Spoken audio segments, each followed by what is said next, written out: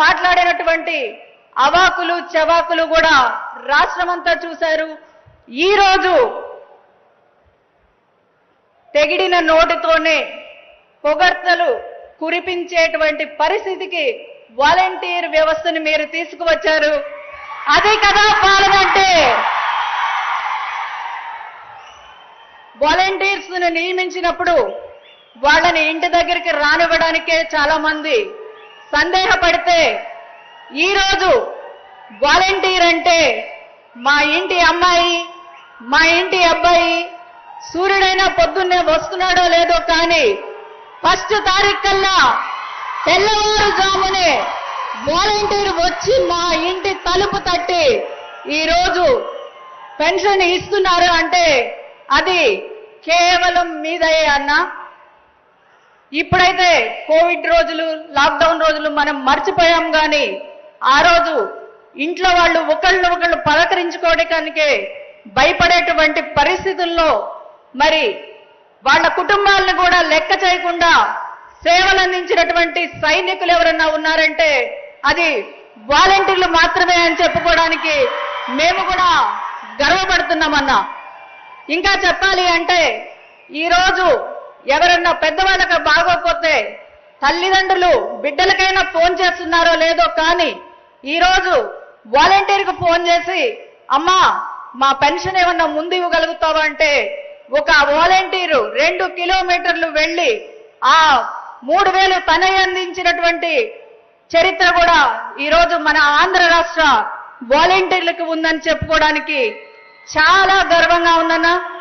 మీరు ఇస్తున్నటువంటి ఇంకా చెప్పాలి అంటే ఒక వాలంటీర్ని స్టేట్ కార్పొరేషన్ చైర్మన్ గా చేసినటువంటి ఘనత కూడా అది మీకే దక్కుతుందని చెప్పుకోవడానికి గర్వపడుతున్నామన్నా. మరి మీరు వాళ్ళ సేవలను ఇతోధికంగా పెంపొందించే విధంగా మీరు ఇస్తున్నటువంటి ఈ అవార్డులు వాళ్లకు ప్రోత్సాహకాలు ఒక మెడిసిన్ లాగా పనిచేస్తాయని చెప్పడానికి కూడా ఏమాత్రం సందేహం లేదని తెలియజేసుకుంటానన్నా. ఇంకోటన్నా, మన దేశం హరిత విప్లవం చూసింది, నీలి విప్లవం చూసింది, శ్వేత విప్లవం కూడా చూసింది.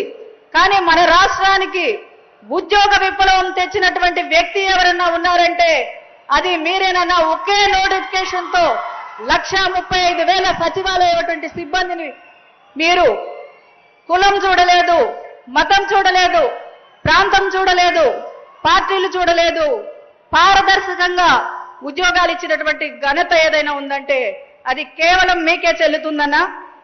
ఇంకా ఈరోజు మీరు కల్పించినటువంటి ఉద్యోగాలు ఎంత అని కేంద్రం చెప్పిన లెక్కలు 16 లక్షల మందికి ఈరోజు మన రాష్ట్రంలో ఉద్యోగాలు కల్పించబడి అన్న.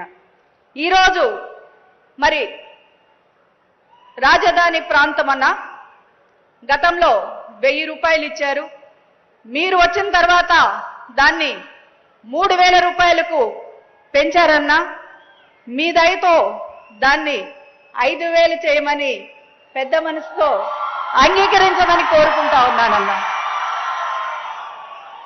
ఈరోజు మన ఆంధ్ర రాష్ట్ర పేద ప్రజల గుండె చప్పుడు ఏమిటంటే దండాలయ్యా దండాలయ్యా మారాజై నువ్వు ఉండాలయ్యా.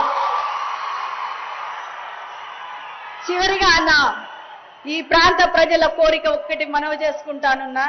ఇక్కడ కార్మెల్ మాత కొండ ఉందన్నా, దాని మీదకి ఘాట్ రోడ్డు అడుగుతున్నారన్నా. మీ దయతో మళ్ళీ మిమ్మల్ని ముఖ్యమంత్రిగా చేసుకొని మేము ఆ కోరిక తీర్చుకోవాలని కోరుకుంటూ ధన్యవాదాలు.